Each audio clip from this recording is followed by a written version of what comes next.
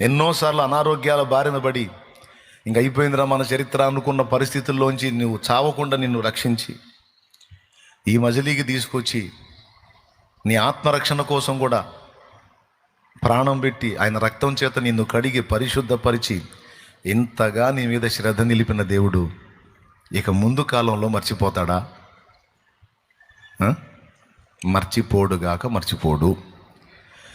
ఇది విశ్వసించాలి. భరోసాలో బ్రతకాలి. ఎవరి మీద భరోసా అంటే యేసయ్య మీద భరోసా. ఎవరి మీద భరోసా? అంతే.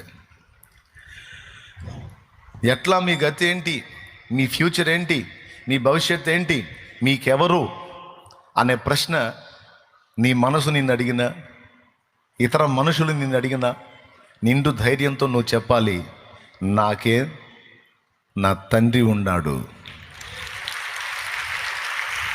నాకే నా తండ్రి ఉన్నాడు, ఆయనే నాకు జరగవలసిన న్యాయాన్ని జరిగిస్తాడు.